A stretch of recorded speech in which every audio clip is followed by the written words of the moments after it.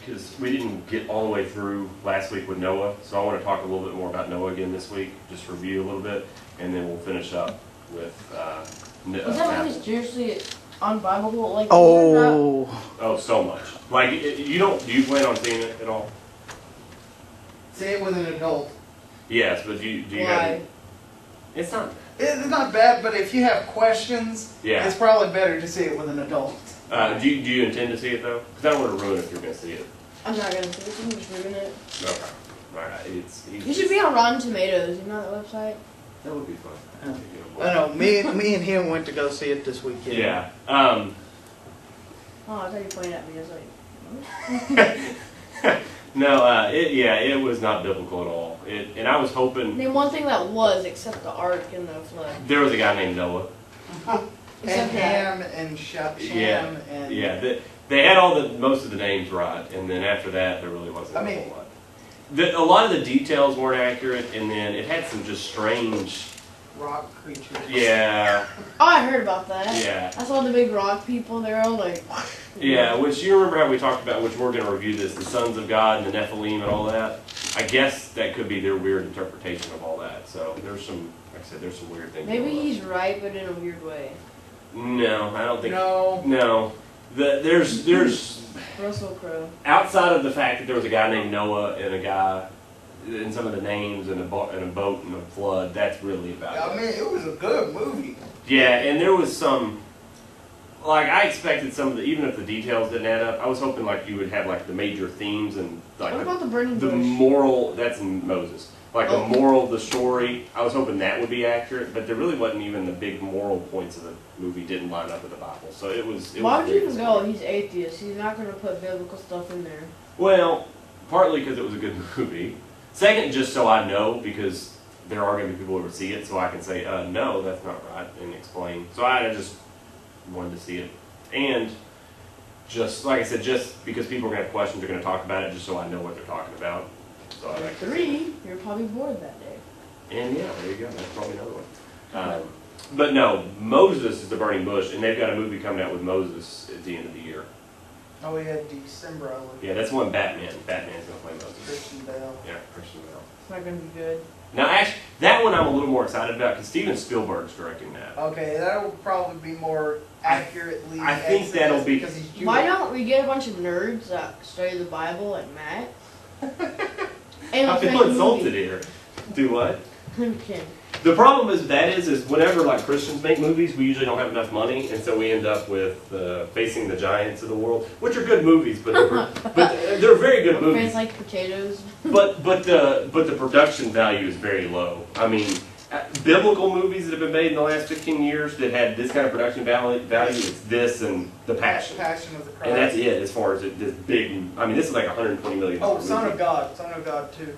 Yeah, it wasn't quite as big a production as this, though. But that's because, the History Channel made it. So. Yeah, exactly. So it was still a little bit lower. I mean, this is right there up with any type major movie that comes out with as far as a big production. So You only like it because it's world destruction.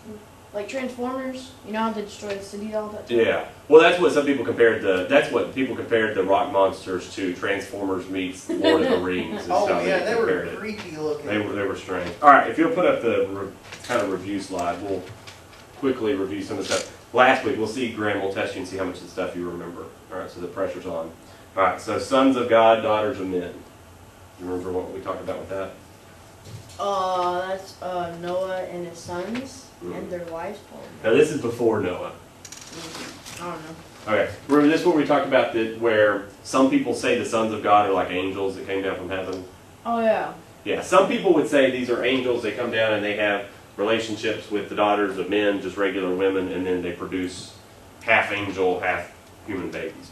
There are some people who would say that it's possible. I think the sons of God is talking about like the godly line of Seth, which that's the ones that, remember in Genesis 3 it talks about how from Eve there's going to come a man one day who's going to basically defeat Satan.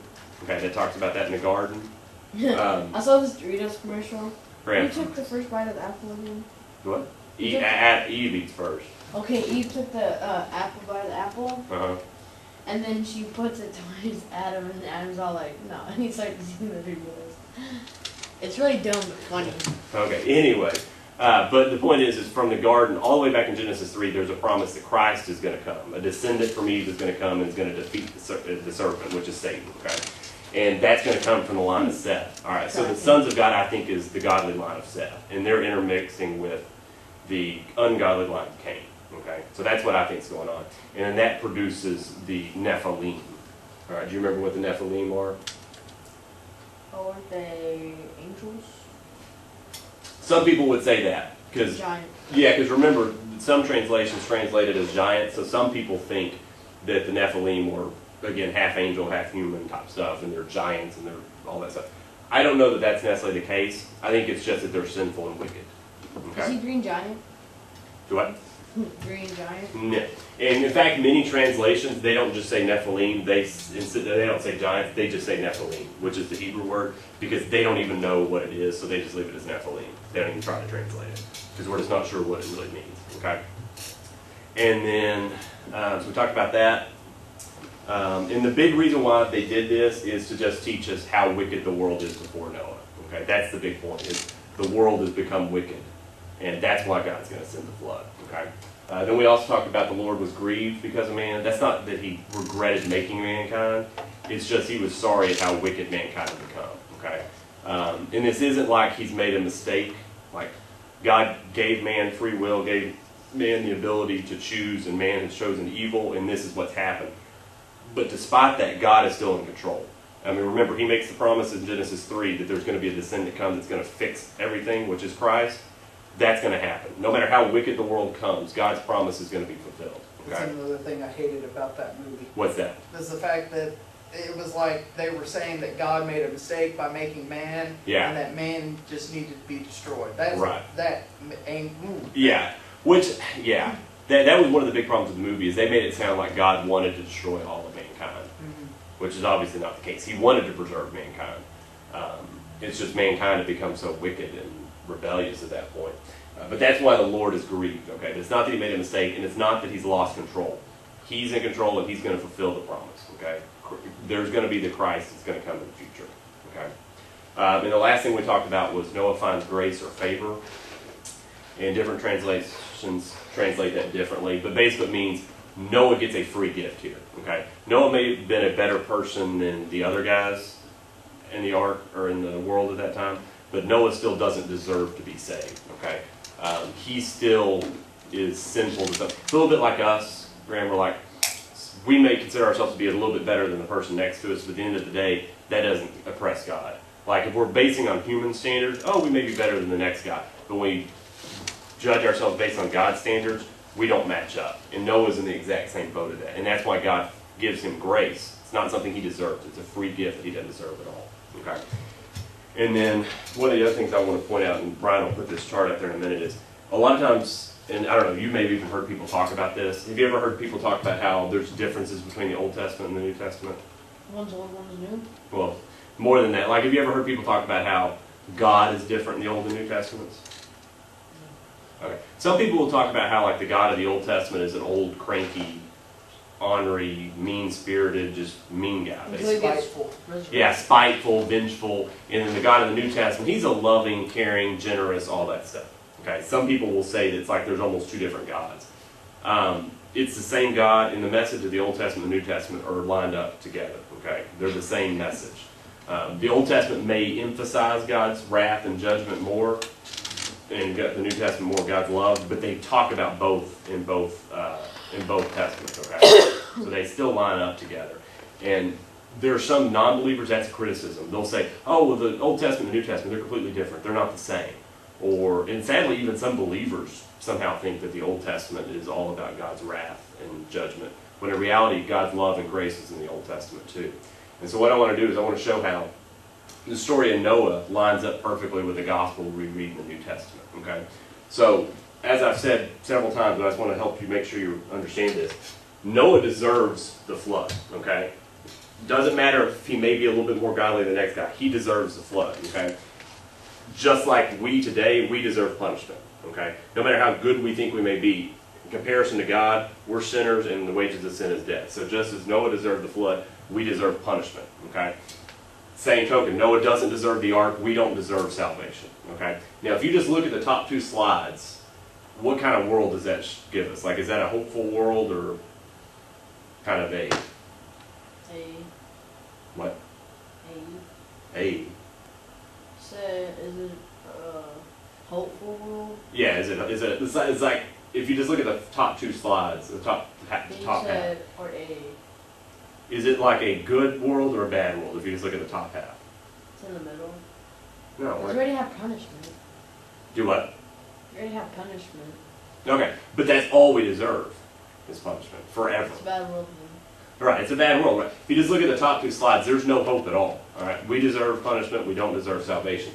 But the good news is, in the gospel, that's what the gospel literally means, is the good news. Okay, so you have how bad the world is, the top two slides, but God extends Noah grace, God extends us grace, okay? So even though Noah doesn't deserve it, God extends him grace and warns him of the flood and gives him the ability and the resources to build the ark, okay? In the same way, God extends his grace by the gift of his son, Jesus, okay? Do you see how those both are lining up together? We're in the same boat position as Noah, but God has extended us grace just as he extended his grace. But then the question is, how do we respond to that, okay? God extends Noah grace, and then Noah responds in faith by building the ark. Okay? And then we respond in faith by trusting in Christ. Okay, does that make sense? Does that all make sense? Yeah. Okay. And one of the things I want to help you see is that grace and faith are both necessary. Like if you take out faith and just say God extended Noah grace, and he warns him about the flood, and gives him the resources to build it, but Noah doesn't trust, and he doesn't have faith that the flood's actually coming, and he doesn't build the ark, what happens to Noah? He drowns. He drowns, exactly. So we have to respond to grace with faith. It's the same thing with us. God extended us grace by sending his son, but if we don't trust in him and have faith, then we can't be saved. So we have to have grace and faith. Okay, does that make sense? And in the same way, we can have faith, but if grace doesn't happen, we're not saved either. So like Noah can have faith, but if God doesn't actually warn him that the flood comes, then guess what? He's still going to drown. Same thing with us. We can have faith, but if we don't have faith in Christ on the cross, then we can't be saved either. So God has to extend grace, and we have to respond in faith for us to be saved. Okay, does that make sense? Because that's the thing with faith. Faith is not like, God doesn't save us because he's impressed by how strong our faith is. Because it's not about how strong your faith is. The value of your faith isn't in your faith, it's in what you put your faith in. Okay, does that make sense?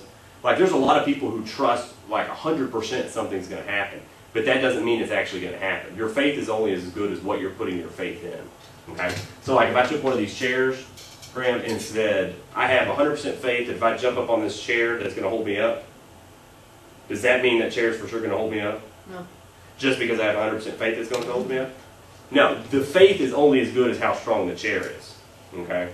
Which actually there was one of the pastors at Leonard, he actually won $2,000 doing this because he used that as an illustration. He had a chair up on his stage when he was doing a sermon, and he actually jumped on the chair, and he said that he had faith that the chair was going to hold him up, and then the chair broke, and like he spilled down onto the floor, and then they sent the video into America's Funniest Home Videos, and they got like second place, and they won $2,000 for it. So. It looks like a warrior movie, you know, he's holding the axe, he's like all big and strong. Who, no? Yeah, no, in the movie, Noah is, he's kind of a tough guy. I mean, he's not...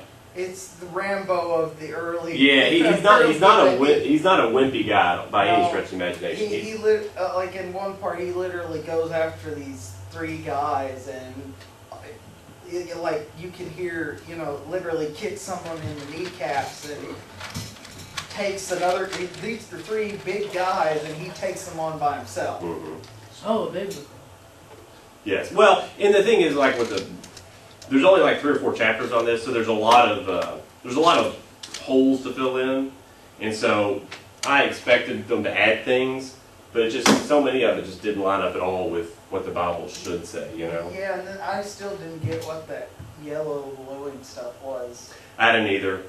Well, that was the other thing, Greg. Is like they did it where it was like somehow they'd already developed industry and stuff. Yeah, the angels, and the thing is the giants were angels. Right. And they taught man how to basically industrialize. prior to. Yeah, they had a lot of cool stuff back then. Yeah. But then they still were so very poor and like it was a weird I don't know. It was kind of like steampunk. Yeah, it was some strange things going on. All right. Steampunk. All right, and so just one more thing on this, and this is why some people say like, how are we saved? We're saved by grace through faith in Christ alone. So we're saved by grace alone, through faith alone, in Christ alone. All right, and basically what that means is there's no way we can be saved except if God extends His grace. So we're saved by grace alone, okay? But how do we accept that faith, or how do we accept that grace? Is by faith, okay? So we're saved by grace alone, through faith alone. That's how we receive grace, is through faith. Faith in what? Christ alone, okay? So we're saved by grace alone, through faith alone, in Christ alone, okay? All right, and as far as why does God grant Noah grace, we just don't know for sure why He specifically grants Noah grace. Most people would say it's because Noah is more godly, and that's why, which maybe that's the answer, possibly. Another interesting thought is maybe God extends Noah grace because He knows that Noah is going to respond in faith. Because remember, if God extends him grace but Noah doesn't respond in faith, then Noah's not going to be saved. So maybe God in His omniscience knows or knew that Noah was going to respond in faith. And so that's why He extends him grace. And then the last option would be that He had to extend grace to somebody because somebody had to save man. I mean, somebody had to continue mankind, humanity. And so He just chose Noah and showed him grace. Well, and he could be the line of Seth. Right. Well, he is. Which that was one of the things in the movie that made it sound like he's the only one of the line of Seth left. Which I don't think that's the case in biblical times. I think even though it only lists one to the other, I think that's just because that's the ones that end up being the line. But I think there are other sons out there too somewhere. Oh yeah, Methuselah. So. Yeah. Well, Methuselah is the grandfather. You're right. I'm just saying. I think there are branches of. I don't think it's a single line of the tree. Right. I think it branches, but. In the movie, there's just a single line because the only descendant Seth is left is Noah. Yeah, because they killed his flock. Yeah. It's kind of like Star Wars meets. It's some strange things. It was. All right. Star Wars meets reality. All right. So, any questions about anything we've talked about so far, or anything just Noah related? No. Okay. All right. Another thing I want to point out is how many animals they take on the ark? Over 1,000. Well, no, like how many of each kind? Brian's giving you an answer. 40. 40 of every kind? 4. Right. Think back to the little kid books you used to read. How many giraffe heads did you see? Count the picture. Yeah, how many of each animal is there?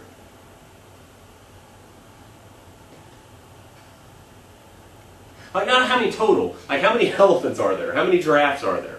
300? How many of each? Like, how many giraffes do you see? 2. Okay, so there's 2 of every kind. Yeah, so you can reproduce. Right, that's what I was asking you. And you said thousands. You said how many animals do No, how many of every kind of animal? That's what I was asking. How many of every kind? All right, 2. You know what? You're wrong. No, because they made more. All right, well, yes. But no, actually, this is one of the things I just want to tell you because most people don't know this. In chapter 7, it talks about how He brings 2 of every kind, but of clean animals, He brings 7 of every kind. And that's basically for food purposes and Why things. is there 7? Well, because this isn't exactly biblical. But honestly, that's the biggest problem is like most people's knowledge of Noah and the flood come from the little picture books that they read as a kid. Because that's the first book, the first story you ever read from the Bible is Noah's Ark. That was another thing that kind of. They had some weird animals. Yeah, they did. They didn't have real animals. They had fake. They had weird. But they were weird looking. Yeah, there were some weird ones. And you got one alien from Star Wars. You know where Han Solo dodges the bullet, but you know. Well, there wasn't any that looked quite like that, but there were some half snake, half dog looking things. Yeah, there was a dog that had scales on it. I'm trying to figure out, and then the villain kills like half of them. Yeah. And I'm like, okay, so how do we populate the earth if he's eating them? Well, those didn't really exist anyway, so that's how they didn't. The villain ate them. But there's actually some of the clean animals. There's 7 of every kind, and that's for them to eat something. How did the sloth And get also- there that fast? Well, he probably started well in advance. It took a long time to build the ark, so he could have been working that way for a long time. And the other thing is, as soon as Noah gets off the ark, he actually he does sacrifices to God for saving them and stuff. So Polar obviously, bear if there's can't only live 2 without. of every animal and he does a sacrifice, then that animal is officially gone from mankind. So he actually brings 7 of every kind of the clean animals. Okay. But a polar bear can't live without its climate. Like, Well, I think in this particular case, God, and actually the question that Brian's put up there is how does Noah fit all the animals on the ark? We talked about, because you brought that question up last week, and one of the things we talked about is the types of animals. I don't think there's going to be every kind of bear. I think there's probably going to be a bear, there's going to be a dog, and after the ark, the species diversify. Okay, that's when they spread out. Because you even think about dogs today, we're coming up with new dog breeds even now, when we start intermixing and interbreeding and stuff. So I think after the ark, I think we just saw the species diversify and kind of have new types of bears and things like that. And I also think it's possible at Babel, because remember we're going to talk about next week, Babel, that's when God spreads and basically creates different types of languages and ethnicities and stuff at Babel with people. It's not in the Bible, but maybe he does that with animals there too. So maybe that's where we get all the diversification, the different species there. I don't know that that's the case, but it's just a thought. Okay. Another possibility, the age of the animals. And I've never actually heard anybody say this, and it was just something I was thinking about this Sunday. It just popped into my head. Whenever we think of this, they're always full grown. Why do they have to be full grown? Like, wouldn't it make more sense for them to be younger so when they get off the ark, they're going to live longer so they can repopulate more? So instead of because I looked it up, the average elephant's like 15,000 pounds, whereas a baby's like 500 pounds. Think how much room you're saving if you have a younger baby elephant as opposed to a full-grown elephant. So I think that's another possibility to start saving that'd tons. take time to reproduce. Do what? It'd take time to reproduce. Exactly, and so that would make sense that you would need younger animals, so they would have more time to reproduce. If you've got a full-grown one, when they get off the ark, they're closer to death. Their ark isn't that strong. 15,000 pounds? Well, that's what I'm saying. Well, yes, I think the ark would be that strong, but I'm saying I don't know that there would have been 15,000-pound elephants. I think they It would wasn't have been that smaller. nice, too. But look at that. Not Well, I bad. think God is helping Noah build it, so I think it's probably Is a he pretty good sculpting it ship. out? Like Well, making probably. it like the Titanic? Well, no, it's not going to be. Well, we don't know what it looks like, honestly, because we I don't have like it. the one in the movie though. But I don't think it would be so rickety that like water's pouring out of it. It's not going to look like an ocean liner or a cruise ship today.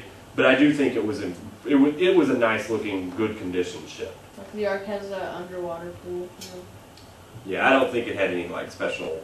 Has that big Functions slide like going that. around the thing. Yeah, I don't think it has that at all. The cheetahs would be like. There was no slide on the ark.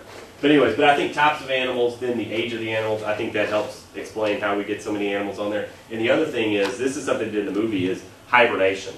I think probably God, and maybe even in the movie, they put all of the animals asleep. And I don't know why that couldn't happen. And then if you have all of them asleep, then you don't have to worry about feeding them. They're not producing waste. I mean, and so I think that explains a lot, is that God probably put most of the animals into a state of hibernation. And I I've think never that, asked that question. What would they do if they had to use the bathroom? yeah, exactly. And see, again, if they're in a state of hibernation, that's not going to occur. And Unless they just die. well, yeah. And the other thing, like I thought was cool in the movie is, and this is why I think the hibernation thing's kind of an interest, is they had them like stacked up on one another. Like whenever we picture it, again, the picture books, we picture each little 2 giraffes have their stall, and that there's not enough room for that. But in the movie, Grant, like they have like raccoons laying on top of possums, and there's a skunk just laying on top of Well, it. And so then they're- the elephant, and I told the elephant sleeping, and you saw, like I think a gorilla lay on top of the elephant. yeah, and so you could think about just in this little corner of the room, you could pile up, especially if they're babies who are like just a pound or 2, you could have a possum, a skunk, a raccoon, an armadillo, a rabbit, But wouldn't they need All that- nursing from their mother? well, and that's why they may have not been babies, but they would have been just beyond that, to where they Infants, didn't need anymore. probably. Do what? I mean, like 3 or Yeah, 4. I don't know that they would have been newborns because of that, but I think they could have been just slightly older. And again, that's going to make them a lot less size than what a full-grown one's going to be. And that may not be the case. Obviously, the Bible doesn't tell us, but nowhere in the Bible does it tell us they're full-grown. But yet, that's what we always picture. See, And it's and because of the little kids' storybooks that show the big 2 tall giraffes sticking out of the ark, because that's just what we think of. Well, and then the thing is I that they remember don't that. show snakes or any type of lizard. Yeah. In this? In that. Yeah, we don't think of them either. No, usually. but in the movie, they showed all kinds of the snakes. snake. I mean, these things are huge. Yeah. And they were all piled on each other. There were like alligators, Komodo dragons. And, Yeah. They don't show that. They show all the Nice, frilly, fun animals. yes. And that's where, like I said, that's where a lot of our ideas about Noah's Ark come from, is those little picture books we get as kids. That's where we base all our stuff off of. So anyways. All right, well, enough of all that stuff. Any other questions or anything? We need to move on, finish up. All right, go ahead and put up Genesis 8:1. All right, and just real quick, this is after he's built the ark. They've been on the water for a long time, so they're on the ark right now, okay? And God remembered Noah and every living thing and all the animals that were with him in the ark. And God made a wind to yeah, because like God made a wind, you know. God made a wind to pass over the earth, and the waters subsided. Holy, how old are you? 13. 13. Only a 13-year-old boy would come up with that. What did you say? He laughed because it said God made a wind. Yeah, he would. And I'm so tired that I don't know how many times I've read that passage. I've never thought about that. So thank you for that, Graham. I'll never be able to read that again the same way. All right. That's not what I wanted to point out, though. The part where it says God remembered. All right. It's not like when we think God remembered. It's not like God forgot about Noah. Like, oh, he's like, oh yeah, there's that Noah guy down there floating around on an ark. I forgot about him. God is fully aware and with Noah the whole time. Okay. And sometimes it feels like that in our life, where sometimes it feels like God is distant and maybe He's abandoned us or left us or something like that. God is always with us, okay? And what's happened is, yeah, don't put that on there, please. And what's happened is basically God has just turned His attention back to God, okay, or back to Noah, okay? It's not that He's forgotten. He's just not working actively in His life right then. And that's how it is for us sometimes. Sometimes we may look at other people, and you may see your friend, and it seems like God is doing a lot of things in his life and doing great things for him, and He's not doing it for you. And you're like, well, what's going on with that? Well, it's just that God has not forgotten you or left you. He's just not actively working in your life at that moment, okay? And that's what's going on here with Noah. God is just not actively working in that moment, but He's still with him, and He hasn't abandoned him, and He hasn't forgotten him, okay? And now, when it says He remembered, He's turning His attention back to Noah, okay? I just realized that they still had it from Sunday. Oh, yeah. All right. And then we'll show a quick timeline. We showed this last week too, but we'll show a quick timeline of the time on the ark, and then we'll keep moving past Didn't that. they spend like 5 years on that thing? No, just a year and 10 days. Okay. So it rains 40 days, 40 nights. Then after that, after about 5 months, the water's on the earth, and like the ark sets on top of a mountain. I love the picture from the movie. Yeah, that's another picture from the movie. That's them building it there. I don't know if I see any rock monsters there. No, I think that's pretty.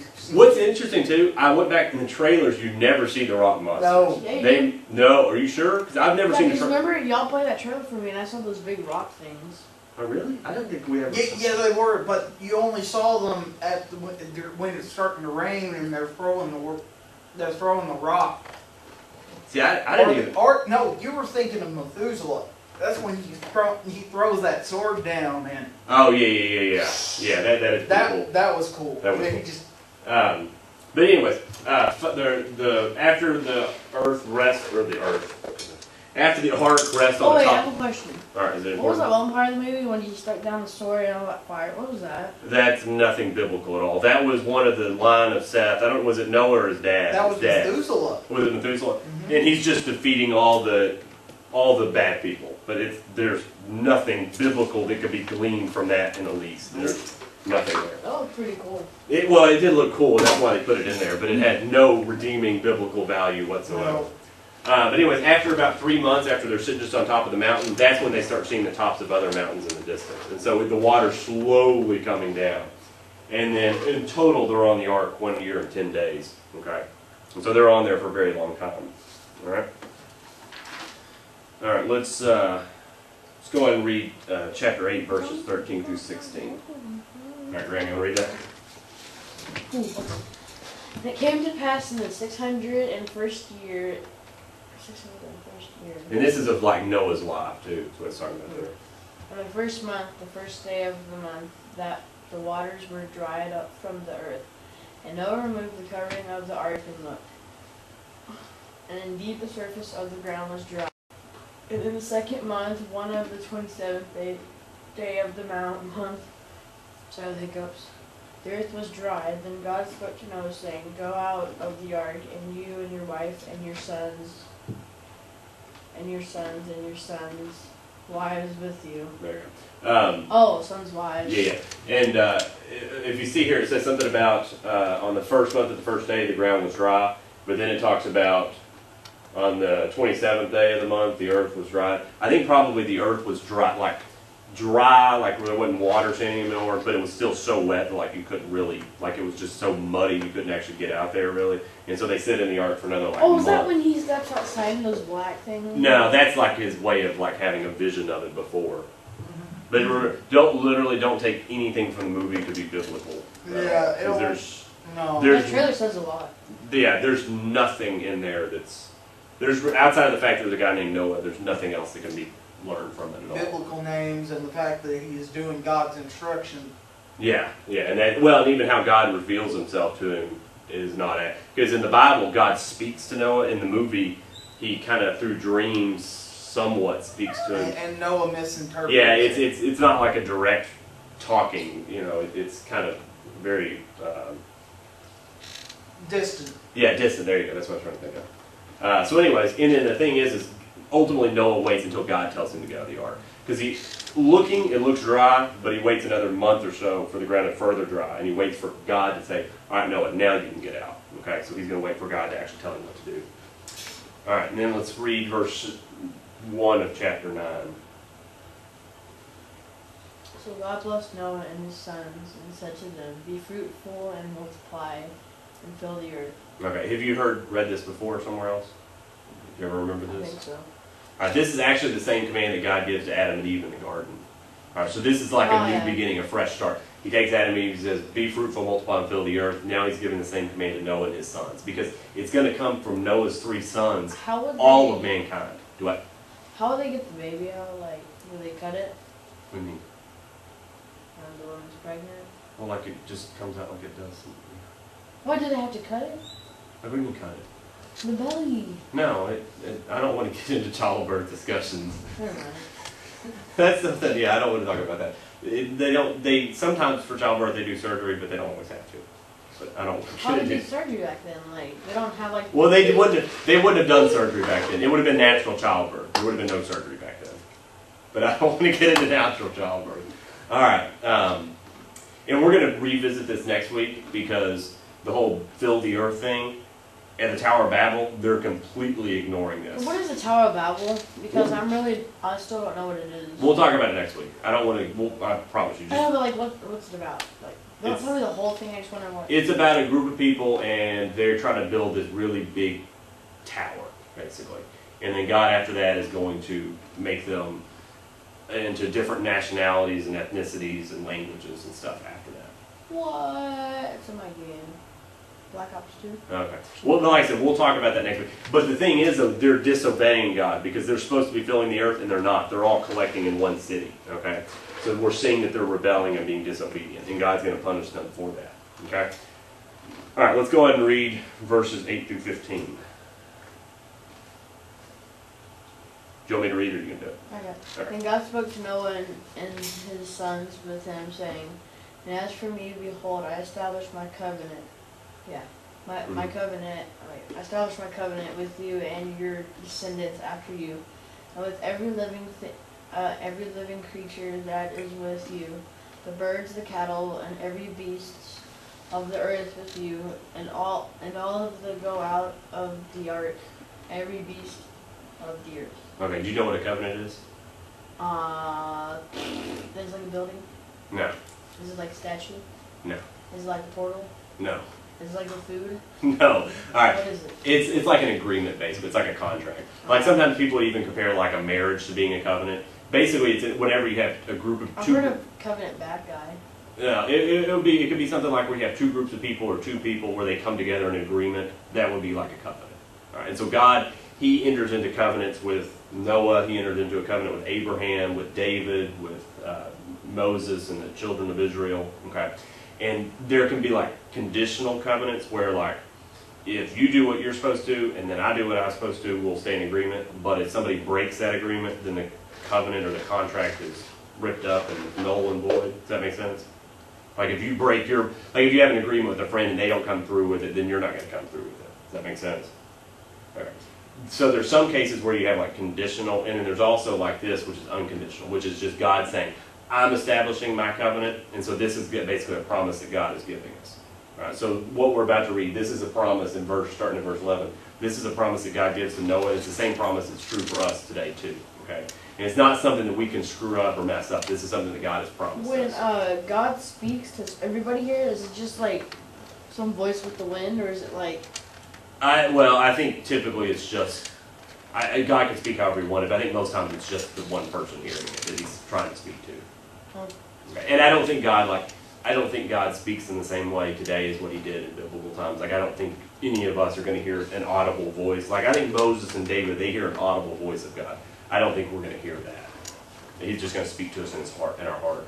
So go ahead, read this. Thus I establish my covenant with you. Never again shall all flesh be cut off by the waters of the flood. Never again shall there be a flood to destroy the earth. And God said, this is the sign of the covenant which I make between me and you and every living creature that is with you. For perpetual generations I set my rainbow in the clouds, and it shall be for the sign of the covenant between me and the earth. It shall be when I bring a cloud over the earth that the rainbow shall be seen in the cloud, and I will remember my covenant, which is between me and you and every living creature of all flesh. The waters shall never again become a flood to destroy all flesh. Alright, so what is You can destroy all flesh, like Noah survived. Well, yes, but outside of that. So, yeah, we already talked about that. But, so, what is the sign? What is the rainbow sign of? His covenant between Noah. Okay, what is his covenant? What is his agreement with us? That he shall not destroy the earth again. Yeah, he's with what? With water. He's never going to flood the earth again. Water. That's his What promise. about fire? Well, I think that's I like that in the movie, what. where Methuselah says, man, my father got it wrong. He Oh, said it was yeah. going to be fire. Yeah. Methuselah was a very Well, he's 100, 200 something? no, he lives to be 969 years old. Okay, so he's like 960 Yeah, something. so he's a and little- So when he's he's 20, senile. he's gonna be 1. No, when he's 20, he's 20. What does he look like, you? Yeah. I've often wondered, what is somebody that's 600 years old, what do they look like? You know what I'm saying? I've often wondered that, because you would think they would look more middle-aged when they're 500 if they lived to be 900. So I honestly don't know Well, what they look I like. mean, And honestly, if Noah's building an ark when he's 600 years old, he's probably not broken down and crippled. I mean, he's got to be a fairly strong, healthy. Noah was 600? Yeah. I didn't know that. He lived. He got 400 more years than We'll read it in a second. He lives to be 950 years old.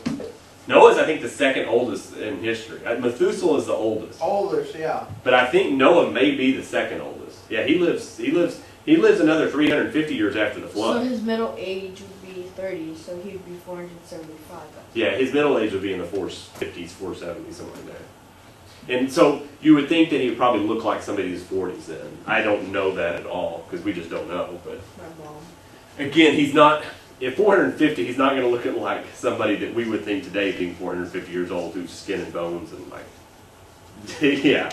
So, all right, let's go. We got a couple more things I want to read real quick, and then we'll be done. Goodness. Oh, What was that I thought we noise? were praying. Oh no! I said we're going to read a couple more things. Now the sons of Noah who went out of the ark were Shem, Shem, Ham, and Japheth. Japheth, Japheth. Japheth. Japheth, Japheth. Yeah. I think in the movie they said Japheth. Japheth. Yeah. I honestly always Ham pronounce was it the Japheth, father which of is Canaan. clearly a f sound. Sorry, go ahead. And Ham was the father of Canaan. Canaan. Remember, like, if you ever read about the Canaanites, they're the descendants of Canaan. These three were the sons of Noah, and from these the whole earth was polluted. Populated. I know, populated. Which, I mean, you can make the argument they were polluted too. Yeah, so everything is coming from those three guys though. Because there's no mention of Noah having a son any more children after the flood. So all of mankind comes from those three people. Who names your son Ham? Do what? Who names your Biblical people. son Ham? Get back here. Be weird. Yeah. All right, and we got a fun little weird story. This is just a bizarre story Oh no. to close this out. All right, you've heard all these good things about Noah and how he's a godly guy. We're about to read about him getting drunk. So And Noah began to be a farmer, and he planted a vineyard. Then he drank of the wine and was drunk, and became uncovered. Okay, let's stop for a second. Do you know what this means? He's a party animal. I mean, Well, I don't think anybody else is in the tent with him, so I don't know how much partying he's doing. But do you know what's going on here? He's naked. Yeah, he's naked. He's all kinds of naked. He's drunk and he's they naked. actually do get that right. Yes, and that's in the movie. Yes, they don't show anything, but you Yeah, can tell. they do. Well, not like any. I mean, Oh, yeah. you know he's naked, but you don't see any. Yeah. Anyways. He's the only one in the tent, right? Well, yes. Well, there's somebody that's about to come out in the scene. All right. So Noah's naked, just kind of sitting there, and then in walks Ham. All right, keep reading. And like Ham. Ham is the bad guy. Well, actually, Ham is somewhat the bad guy, and they get that right in the movie. Actually, he's the rebellious teenager in the movie. So. Dr. Ham. All right, go ahead and read. Finish reading And this. Ham, the father of Canaan, saw the nakedness of his father, and told his two brothers outside. But Shem and Japheth took a garment, laid it on both of their shoulders, and went backward and covered the nakedness of their father. Wait, so who's their father? Noah's the one that's drunk and naked. Their faces were turned away, and they did not see their father's nakedness. So Noah woke from his wine and knew what his younger son had done to him. Okay. Have you ever heard this before, Graham? Have you ever heard about Noah getting drunk and naked? Not until now. Okay. This is not included in the children's storybook No, it pictures. They leave this part out. All right. So this is obviously after the flood and everything. And as we're about to read, we'll read that in a second. But the big thing here is we don't know exactly what Ham does, but he obviously does not pay the respect his father deserves, because when he sees his father in this compromised position where his father's drunk and naked, instead of like covering him up or something, he goes, and we don't know what he does, but I kind of picture him going back out to his brother and be like, "Oh, did you see Pop? He's in there. Oh, he's wasted in there and he's naked." I don't know that that's what he does, but that's what I picture him doing. And so, but Shem and Japheth, they show dignity and respect to their father, and so they go in and cover him up, okay? And they even do it where they walk in backwards so they don't see the nakedness of their father.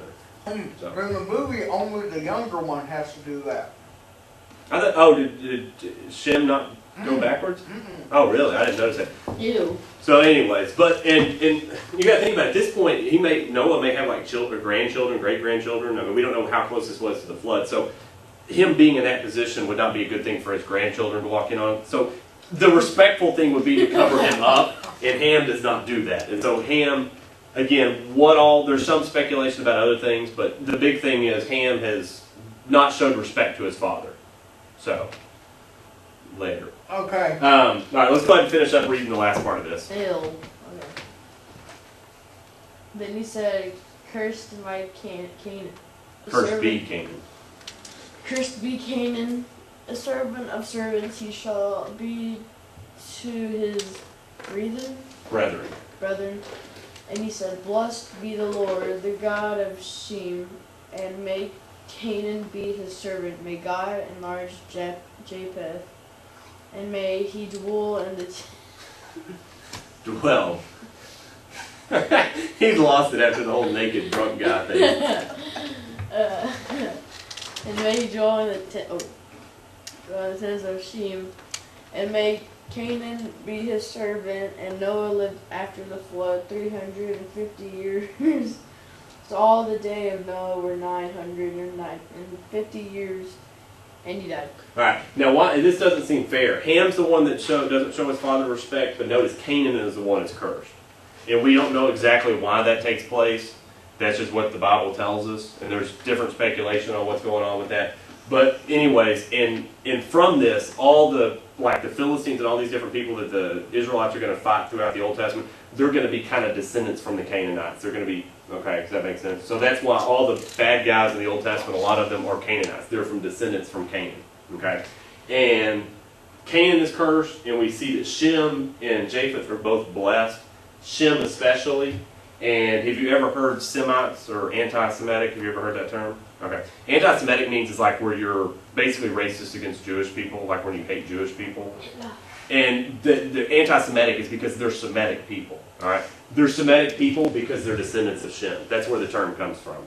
Okay. Which is funny because you think of like anti-Semitism today, you think of Muslims and Arabs, and they're Semitic people too because they're descendants from Abraham, who's a descendant from Shem. So they're all Semitic. So if you ever hear, like in social studies, at some point you'll hear anti-Semitism at some point, you'll know where Semitic comes from. It comes from being descendants of Shem. I was watching my subscriber on YouTube. Mm-hmm. It's a band or something like that. And they did this body glitch, like on Black Ops 2. No, we're not going to do that one. You know glitches, right? Like glitch, like... Well, there was one where the body was like that. And then they had this little reel and it's like, you know, like it did it really fast. It was funny. Alright, any other questions on stuff we talked about? The big thing I want you to remember is, again, It looks like that dude from, what's it called, Vikings? I could see that a little bit actually. But the big thing we need to make sure we learn from this whole story of Noah is the big sin that they have is they start living for themselves. They're no longer living for God. That's the whole thing we talked about, the sons of God, daughters of men, Nephilim, all that stuff. The point is instead of living for God, they're living for themselves. And if you'll see that next week, Graham, that's the same thing that the people of the Tower of Babel are doing. They're not living for God, they're living for themselves. And that's something that we're called to do, is to live for God and not for ourselves. And the other thing is I want you to always remember is not just the nakedness of Noah, but to remember that it's the same thing. The story of Noah is the same thing as the gospel. All right? We're saved by the free gift of God, and we respond to that in faith. Okay? So that's the message of the gospel. It's the same message of the story of Noah. Okay? Any other questions or comments? All right, Brian, do you have anything? All right, I'll pray and we'll be done.